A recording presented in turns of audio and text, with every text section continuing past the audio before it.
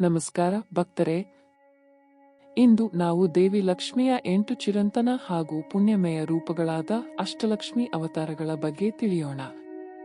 ಲಕ್ಷ್ಮೀ ದೇವಿ ಕೇವಲ ಧನದ ದೇವತೆ ಮಾತ್ರವಲ್ಲ, ಜೀವನದ ಪ್ರತಿಯೊಂದು ಕ್ಷೇತ್ರದಲ್ಲೂ ಆಕೆಯ ಆಶೀರ್ವಾದ ಅಗತ್ಯವಿದೆ. ಶಕ್ತಿ, ಧೈರ್ಯ, ವಿದ್ಯೆ, ಯಶಸ್ಸು, ಧರ್ಮ, ಕೃಷಿ, ಸಂತಾನ ಹಾಗೂ ಸಂಪತ್ತು ಎಲ್ಲದರಲ್ಲೂ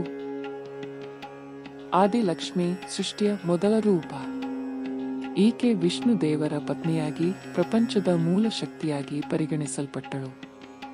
ಸದಾ ಧ್ಯಾನಸ್ಥೆಯಾಗಿ ಭಕ್ತರಿಗೆ ಆಧ್ಯಾತ್ಮಿಕ ಶಾಂತಿ ಮತ್ತು ಧರ್ಮಬುದ್ಧಿ ಕರುಣಿಸುತ್ತಾಳೆ. ಧಾನ್ಯ ಲಕ್ಷ್ಮಿ. ಈ ಲಕ್ಷ್ಮೀ ದೇವಿ ಅನ್ನದಾತೆ. ರೈತರಿಗೆ ಬೆಳೆ ನೀಡುವ ಶಕ್ತಿಯಾಗಿ ಜೀವನದ ಮೂಲ ಆಹಾರವನ್ನು ರಕ್ಷಿಸುವವಳಾಗಿ ಪೂಜಿಸಲ್ಪಡುತ್ತಾಳೆ. ತಿನಿಸು ಪಾನೀಯದಲ್ಲಿ ಈಕೆಯ ಕೃಪೆ ಅಗತ್ಯ. ಧೈರ್ಯ ಲಕ್ಷ್ಮಿ. ವೀರಲಕ್ಷ್ಮಿ. ಸಂಘರ್ಷಗಳಲ್ಲಿಯೂ ಧೈರ್ಯ ಕೊಡುವ ದೇವಿ. ಯೋಧರಿಗೆ, ಸೈನಿಕರಿಗೆ, ಧರ್ಮಪಾಲಕರಿಗೆ ಈಕೆಯ ಆಶೀರ್ವಾದ ಬಹುಮುಖ್ಯ. ಶೂರತೆ ಮತ್ತು ಶಕ್ತಿಯ ರೂಪಗಳಾದ ವೀರಲಕ್ಷ್ಮಿ ಜೀವನದಲ್ಲಿ ಅಜೇಯತೆ ನೀಡುತ್ತಾಳೆ. ವಿದ್ಯಾ ಲಕ್ಷ್ಮಿ. ವಿದ್ಯೆ, ಬುದ್ಧಿಮತ್ತೆ ಮತ್ತು ಕಲೆಯ ದೇವಿ. ವಿದ್ಯಾರ್ಥಿಗಳಿಗೆ ಮತ್ತು ಜ್ಞಾನ ಸಾಧಕರಿಗೆ ಈಕೆಯ ಕೃಪೆ ಅತ್ಯಗತ್ಯ. ಪುಸ್ತಕ ಹಾಗೂ ಜ್ಞಾನ ಸಿಂಹಾಸನದ ಜೊತೆ ಕಾಣಿಸಿಕೊಳ್ಳುವ ಈ ತಾಯಿ ಅಂಧಕಾರವನ್ನು ತೊಲಗಿಸುವ ಶಕ್ತಿ. ಸಂತಾನ ಲಕ್ಷ್ಮಿ. ಮಕ್ಕಳ ಆಶೀರ್ವಾದ ನೀಡುವ ರೂಪ. ಸಂತಾನ ಸೌಭಾಗ್ಯಕ್ಕಾಗಿ ಈಕೆಯ ಪೂಜೆ ಮಾಡಲಾಗುತ್ತದೆ.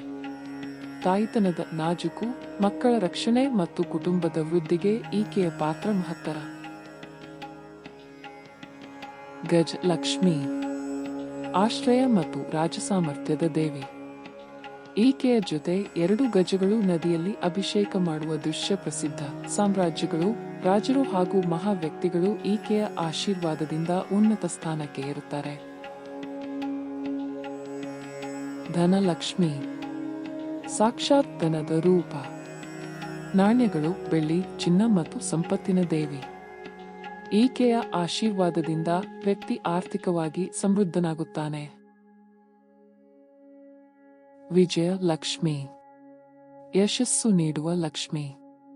ಎಲ್ಲ ಕ್ಷೇತ್ರಗಳಲ್ಲಿ ಜಯಶಾಲಿಯಾಗಲು ಈಕೆಯ ಸಹಾಯ ಅಗತ್ಯ. ಪರೀಕ್ಷೆ, ಉದ್ಯೋಗ, ಉದ್ಯಮ ಇತ್ಯಾದಿಗಳಲ್ಲಿ ವಿಜಯದ ಸಂಕೇತ. ಇವು ದೇವಿ ಲಕ್ಷ್ಮಿಯ 8 ರೂಪಗಳು, ಅಷ್ಟಲಕ್ಷ್ಮಿ ಅವತಾರಗಳು. ಪ್ರತಿಯೊಂದು ರೂಪವು ಜೀವನದ ವಿಭಿನ್ನ ಅಗತ್ಯಗಳನ್ನು ಪೂರೈಸುತ್ತದೆ. ಈ ತಾಯಿಯ ಆರಾಧನೆಯಿಂದ ಮನಸ್ಸಿಗೆ ಶಾಂತಿ, ಮನೆಯಲ್ಲಿ ಸಂತೋಷ, ಜೀವನದಲ್ಲಿ ಪ್ರಗತಿ ದೊರೆಯುತ್ತದೆ. ದೇವಿ ಲಕ್ಷ್ಮಿ ನಿಮ್ಮ ಮನೆಗೂ ಕಾಲಿಟ್ಟುದನು ಧಾನ್ಯ, ಸಂತಾನ ಮತ್ತು ಸಮೃದ್ಧಿಯ ಆಶೀರ್ವಾದ ಕರುಣಿಸಲಿ. ಈ ವಿಡಿಯೋ ನಿಮಗೆ ಇಷ್ಟವಾಗಿದ್ದರೆ ಲೈಕ್ ಮಾಡಿ, ಶೇರ್ ಮಾಡಿ ಮತ್ತು ನಮ್ಮ ಚಾನೆಲ್ಗೆ ಸಬ್ಸ್ಕ್ರೈಬ್ ಮಾಡಲು ಮರೆಯದಿರಿ. ಧನ್ಯವಾದಗಳು.